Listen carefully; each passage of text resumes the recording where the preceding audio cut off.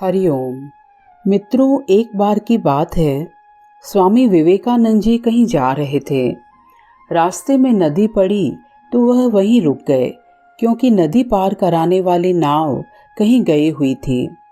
स्वामी जी बैठकर राह देखने लगे कि उधर से नाव लौटे तो नदी पार की जाए। नदी के तट पर स्वामी जी बैठकर एकांत में चिंतन कर ही रहे थे कि अचानक वहां एक महात्मा भी आ पहुंचे। स्वामी जी ने महात्मा जी को देखा तो अपना परिचय देते हुए उनसे उनका परिचय पूछा। बातों ही बातों में महात्मा जी को पता चला कि विवेकानंद जी नदी किनारे बैठकर नाव की प्रतीक्षा कर रहे हैं। तब महात्मा जी बोले, अगर ऐसी छोटी मोटी बाधाओं को देखकर रुक जाओगे तो दुनिया में कैसे चलोगे? तुम तो स्वामी हो, बड़े आध्यात्मिक गुरु हो और दार्शनिक भी माने जाते हो। क्या तुम यह जरा सी नदी नहीं पार कर सकते?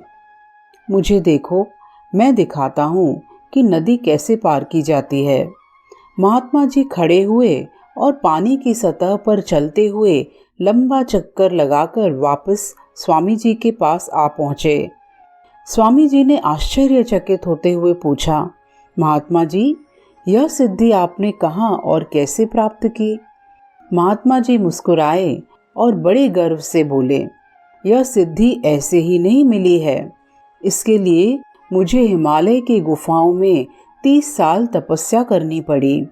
महात्मा की इन बातों को सुनकर स्वामी जी मुस्कुराकर बोले, आपके इस चमत्कार से मैं आश्चर्यचकित तो हूँ, लेकिन नदी पार करने जैसा काम जो सिर्फ 2 पैसे में हो सकता है, उसके लिए आपने अपनी जिंदगी के 30 साल बर्बाद कर दिए। यह सुनकर तो मुझे और भी ज्यादा आश्चर्य हो रहा है। मतलब 2 पैसे के काम के लिए 30 साल की बलि दे दी आपने। यह 30 साल अगर आप कुछ ज्ञान प्राप्त करने में या मानव कल्याण के किसी कार्य में लगाते या कोई दवा खोजने में लगाते जिससे लोगों के रोग दूर हो जाते, तो आपका जीवन सचमुच सार्थक होता। यह सुनकर महात्मा जी कोई उत्तर नहीं दे पाए। मित्रों, मनुष्य जीवन अत्यंत मूल्यवान है। हम चाहें तो इस जीवन को कुछ ऐसे लक्ष्यों को प्राप्त करने में लगा दें जिससे केवल हमारे अहम की संतुष्टि होती है, या हम कोई ऐसा लक्ष्य रखें जिससे कि हमारा आध्यात्मिक विकास हो, हमारे नैतिक मूल्यों का विकास हो, या हम किसी की कोई सेवा कर सकें, समाज को कुछ योगदान दे सकें। ये हमारी स्वतंत्रता है कि हम अपने जीवन का सदुपयोग कैसे कर सकते हैं।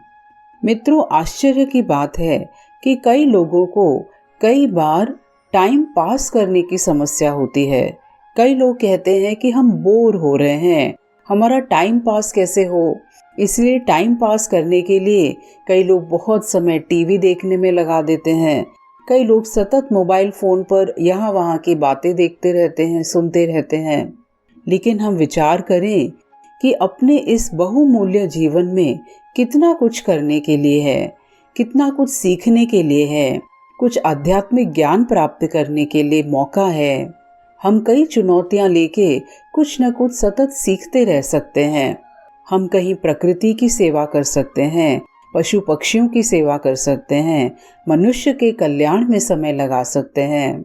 लेकिन जो लोग जीवन के मूल्य को समझते नहीं हैं, जिनका जीवन में कोई लक्ष्य नहीं है, वे ही या तो टाइम पास करने के लिए कुछ न कुछ मनोरंजन करते रहते हैं, या अपने अहम की संतुष्टि के लिए कोई लक्ष्य की सिद्धि करते हैं। तो मित्रों, आइए हम जीवन में कोई ऐसा लक्ष्य रखें जिससे हमको अपने बारे में कुछ परिचय प्राप्त हो, इस दुनिया का परिचय प्राप्त हो, दुनिया बनाने वाले का कुछ ज्ञान हो, और उसके साथ साथ हमारी ऊर्जा अन्य के कल्याण के लिए भी समर्पित हो। तभी हमारा जीवन सार्थक हो पाएगा। हरिओम।